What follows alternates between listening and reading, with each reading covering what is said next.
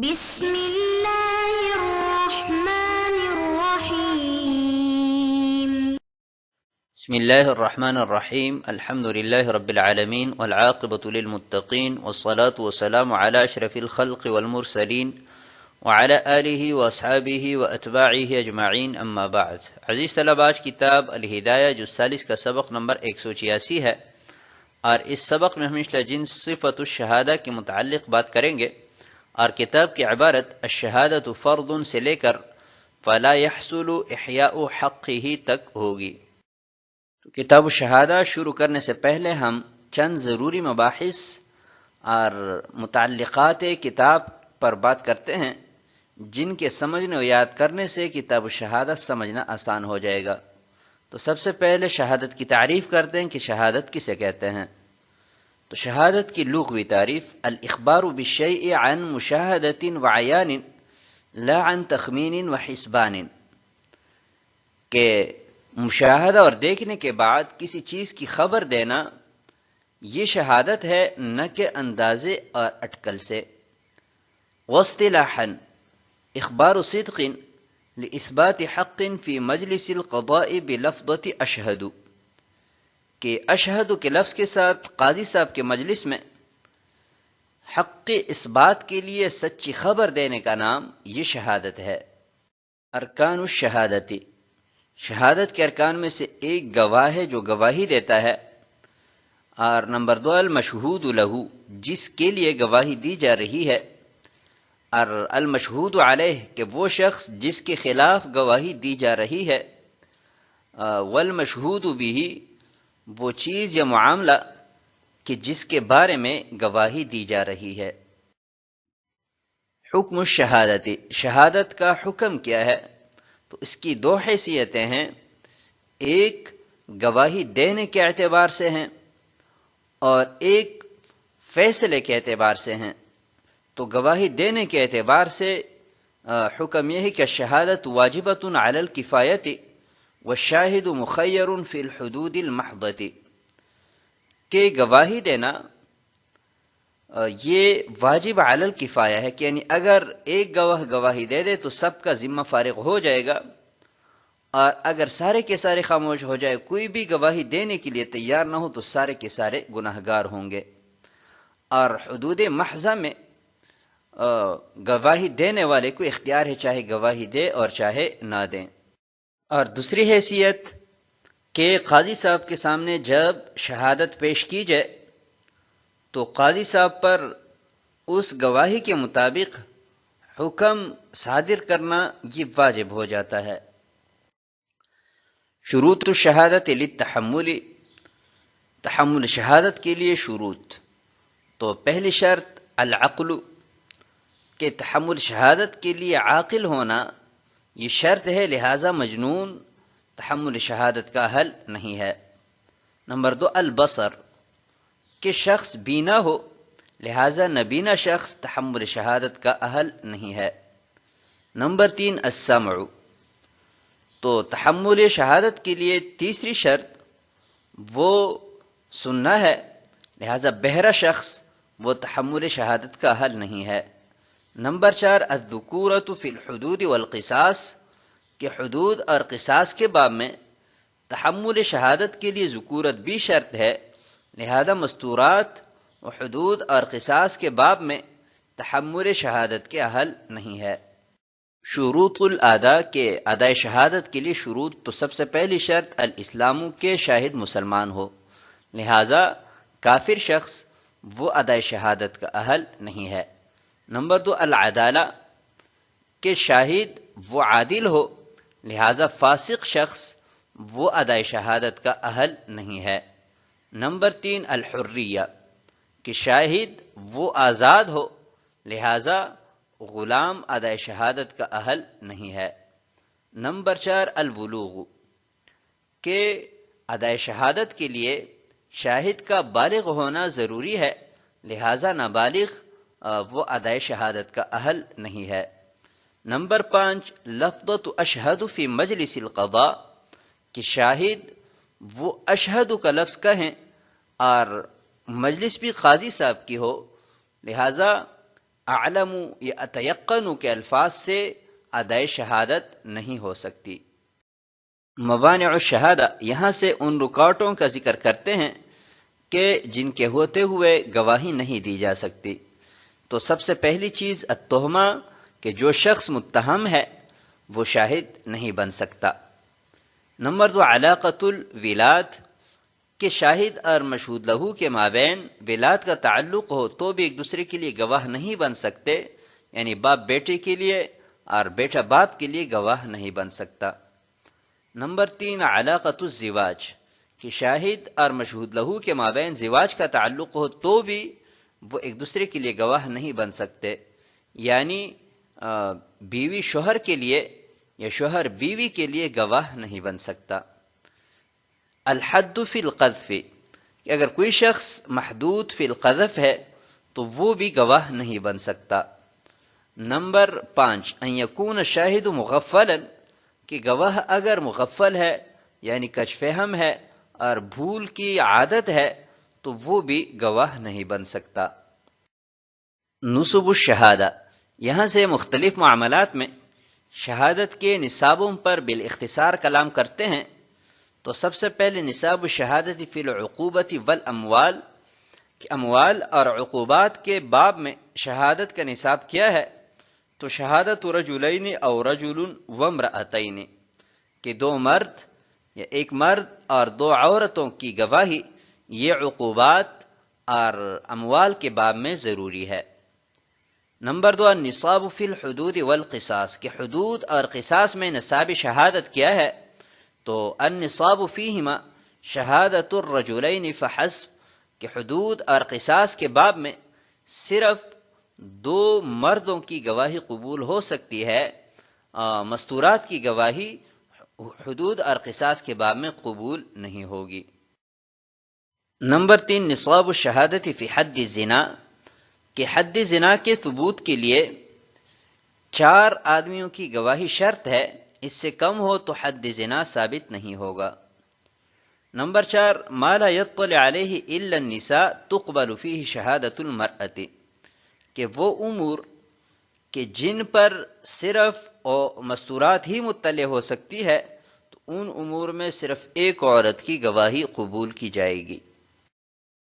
الاصول المتعلقۃ بالباب، تو اس میں ایک اصل ہے یشترط تزکیۃ الشہود عندہما وعند ابی حنیفۃ رحمہ اللہ تعالی یکتفی بظاہر العدالۃ فی غیر الحدود والقصاص، کہ صاحبین کے ہاں قبول شہادت کے لیے تزکیہ شرط ہے، اور امام اعظم ابو حنیفہ رحمہ اللہ تعالی کے ہاں ظاہری عدالت پر اکتفا کیا جائے گا، البتہ حدود اور قصاص میں ان کے ہاں بھی تزکیہ شرط ہے۔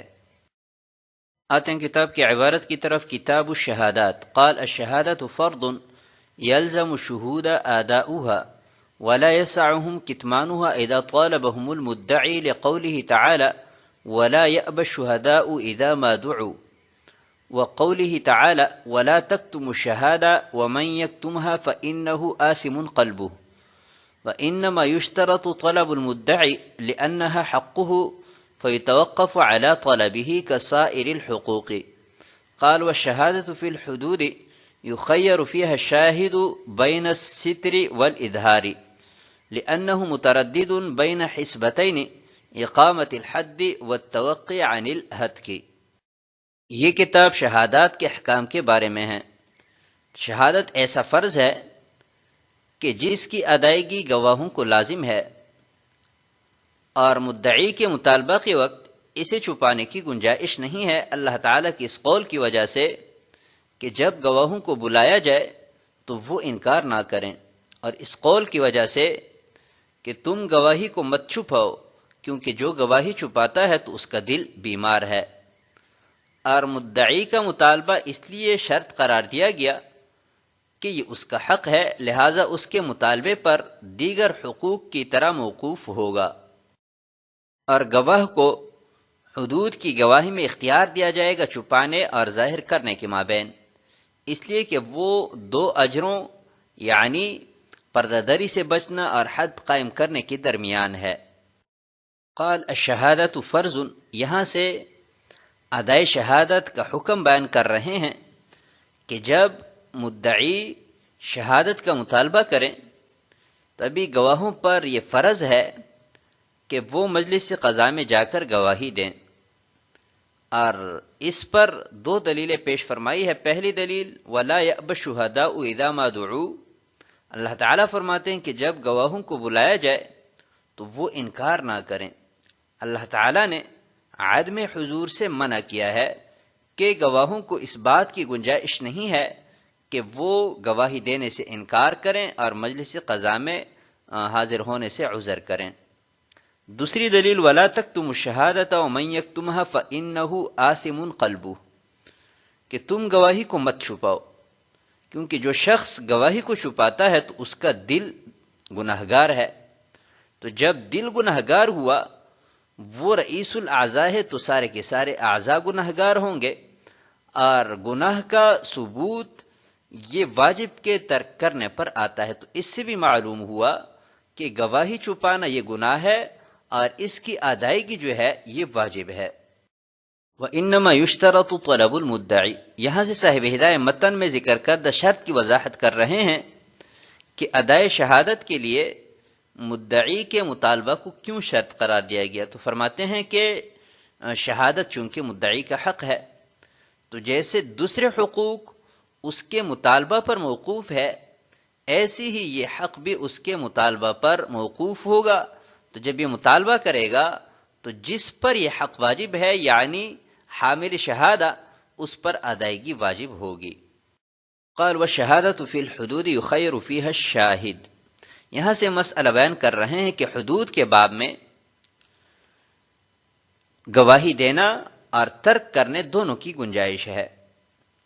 اگر وہ گواہی نہیں دیتا تو اس میں پردہ پوشی ہے، پردہ پوشی کا اجر ملے گا، اور اگر گواہی دیتا ہے تو اس میں اقامت حد ہے، حد کے قائم ہونے کا اجر ملے گا۔ تو شاہد چونکہ ان دو اجور کے مابین ہے تو ان دونوں میں سے جس اجر کو وہ اختیار کرے گا اس کی گنجائش ہوگی۔ آتے ہیں اگلی عبارت کی طرف، والستر افضل لقوله صلی اللہ علیہ وسلم للذی شہد عنده لو سترته بثوبك لكان خيرا لك، وقال عليه الصلاة والسلام من ستر على مسلم ستر الله عليه في الدنيا والآخرة، وفيما نقل من تلقين الدرء عن النبي صلى الله عليه وسلم وأصحابه رضي الله تعالى عنهم دلالة ظاهرة على أفضلية الستر. قال إلا أنه يجب أن يشهد بالمال في السرقة فيقول أخذ إحياء لحق المسروق منه، ولا يقول سرق محافظة على الستر، ولأنه لو ظهرت السرقة لوجب القطع والضمان لا يجامع القطع فلا يحصل إحياء حقه. اور چھپانا افضل ہے حضور اکرم صلی اللہ علیہ وسلم کے قول کی وجہ سے اس شخص کو کہ جس نے ان کے پاس گواہی دی تھی کہ اگر آپ اپنے کپڑے سے اس کو چھپاتے تو آپ کے لیے بہتر ہوتا، اور حضور اکرم صلی اللہ علیہ وسلم نے فرمایا کہ جس نے مسلمان کی پردہ پوشی کی تو اللہ تعالیٰ دنیا اور آخرت میں اس کی پردہ پوشی کرے گا۔ اور حضور اکرم صلی اللہ علیہ وسلم اور صحابہ کرام رضوان اللہ تعالی علیہم اجمعین سے حد کے دفع کرنے کی تلقین میں منقول روایات ستر کی افضلیت کی واضح دلیل ہے، مگر یہ کہ گواہ پر چوری میں مال کی گواہی دینا واجب ہے، پس وہ یہ کہے گا کہ مال لیا ہے مسروق منہ کے حق کو زندہ کرنے کے لیے، اور یہ نہ کہیں کہ چرایا ہے پردہ پوشی کے حفاظت کے پیش نظر۔ اور اس لیے کہ اگر سرقہ ظاہر ہوا تو ہاتھ کاٹنا واجب ہوگا، اور زمان قطع کے ساتھ جمع نہیں ہو سکتا، پس اس کا حق زندہ نہیں ہوگا۔ والستر افضل، پہلے بیان کردہ مسئلے میں یہ بیان کیا گیا کہ حدود کے باب میں گواہ کو اختیار حاصل ہے کہ وہ گواہی دیں، اور پردہ پوشی کا بھی اختیار ہے، لیکن پردہ پوشی افضل ہے۔ اس پر صاحب ہدایہ نے کئی دلائل پیش فرمائی ہے۔ پہلی دلیل حضور اکرم صلی اللہ علیہ وسلم کے یہ قول ہے کہ لو سترتہ بثوبک لکان خیرا لک، کہ معاذ اسلمی رضی اللہ تعالیٰ عنہ جب حضور اکرم صلی اللہ علیہ وسلم کی مجلس میں پیش ہوئے اور 4 مرتبہ اقرار کیا تو حذال اسلمی سے حضور اکرم صلی اللہ علیہ وسلم نے فرمایا کہ اگر آپ اس کو اپنے کپڑا سے چھپاتے تو یہ آپ کے لیے بہتر ہوتا، کیونکہ حذال اسلمی نے معاذ اسلمی رضی اللہ تعالیٰ عنہ کو یہ کہا تھا کہ آپ حضور اکرم صلی اللہ علیہ وسلم کے پاس جا کر اقرار کریں، یا یہ بھی منقول ہے کہ انہوں نے بھی گواہی دی تھی کہ یہ زنا کر چکا ہے۔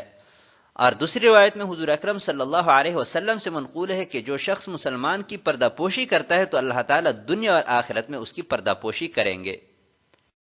وفیما نقل من تلقین الدرء عن النبی علیہ الصلاۃ والسلام، اور اسی طرح حضور اکرم صلی اللہ علیہ وسلم سے حد دور کرنے کی جو تلقین کی گئی ہے، اس سے بھی معلوم ہوتا ہے کہ پردہ پوشی افضل ہے۔ صحیح بخاری میں ابن عباس رضی اللہ تعالیٰ عنہ روایت کرتے ہیں حدیث معاذ اسلمی رضی اللہ تعالیٰ عنہ میں کہ جب وہ حضور اکرم صلی اللہ علیہ وسلم کے پاس آئے اور اقرار کرنے لگے تو حضور اکرم صلی اللہ علیہ وسلم نے ان سے پوچھا لعلک قبلت او غمست او نظرت؟ قال لا، قال افنکتها؟ قال نعم، قال فعند ذلك امر برجمه۔ کہ الفاظ بھی اس پر دلالت کرتے ہیں کہ شاید وہ ان باتوں کا اقرار کرے اور حد اس سے ساقط ہو۔ اور اسی طرح صحابہ کرام رضوان اللہ تعالی علیہم اجمعین سے بھی منقول ہے کہ انہوں نے حد کے دور کرنے کی تلقین فرمائی ہے، جیسا کہ حضرت عمر بن خطاب رضی اللہ تعالیٰ عنہ کے بارے میں منقول ہے کہ ان کے پاس ایک شخص لایا گیا تو حضرت عمر رضی اللہ تعالیٰ عنہ پوچھنے لگے سرقتا؟ فقال لا فترکہ۔ تو اس سے بھی معلوم ہوا کہ ستر افضل ہے۔ اور ایک دوسری روایت میں حضرت علی رضی اللہ تعالیٰ عنہ کے بارے میں منقول ہے کہ ان کے پاس ایک شخص لایا گیا اور کہا گیا کہ اس نے اونٹ چرایا ہے، تو حضرت علی رضی اللہ تعالیٰ عنہ نے فرمایا کہ ما اراک سرقت؟ قال بلا، قال فلعلہ شبہ علیک؟ قال بلا سرقت۔ قال یا قنبر اذهب به فاوقد النار وادع الجزار وشد يده حتى اجيء۔ فلما جاء الیہ قال له سرقت؟ قال لا فترکہ۔ تو اس سے بھی معلوم ہوا کہ حضرت علی رضی اللہ تعالیٰ عنہ نے حد دور کرنے کی اسحد کوشش کی ہے، تو اس سے بھی معلوم ہوا کہ ستر یہ افضل ہے۔ قال الا انه يجب ان يشهد بالمال في السرقہ۔ ایک شخص نے چوری کی ہے تو ابھی چوری کی صورت میں گواہ پر گواہی واجب ہے، لیکن ایسے طریقے سے گواہی دیں کہ صاحب مال کو مال پہنچے اور چور کے ہاتھ کٹنے سے بچ جائیں۔ تو اس کا طریقہ یہ ہے کہ ان الفاظ میں گواہی دیں کہ اس شخص نے فلاں کے پیسے لیے ہیں، تو اس سے پیسے لے کر صاحب مال کو دے دیے جائیں گے، اس کا حق زندہ ہو جائے گا، اور چونکہ چوری ثابت نہیں ہوئی ہے تو اس کا ہاتھ بھی کٹنے سے بچ جائے گا۔ ولا یقول سرق، گواہ یہ الفاظ استعمال نہ کریں کہ اس نے چوری کی ہے، کیونکہ اگر یہ الفاظ استعمال نہیں کیے تو دو فائدے ہوں گے۔ ایک تو ہے کہ ایک تو پردہ پوشی ہو جائے گی، اور دوسرا فائدہ یہ ہے کہ صاحب مال کا مال بچ جائے گا، کیونکہ اگر اس نے یہ الفاظ استعمال کیے کہ چوری کی ہے تو اس شخص کا ہاتھ کاٹا جائے گا۔ ہاتھ کاٹنے کے بعد صاحب مال کو مال نہیں دیا جا سکتا، کیونکہ زمان اور قطع یہ دونوں جمع نہیں ہو سکتے۔ تو اس وجہ سے سرقہ کے لفظ استعمال کرنے کے بجائے اخذ کا لفظ استعمال کریں۔ تو آج کے سبق کو ہم اسی پر ختم کرتے ہیں۔ والسلام علیکم ورحمۃ اللہ وبرکاتہ۔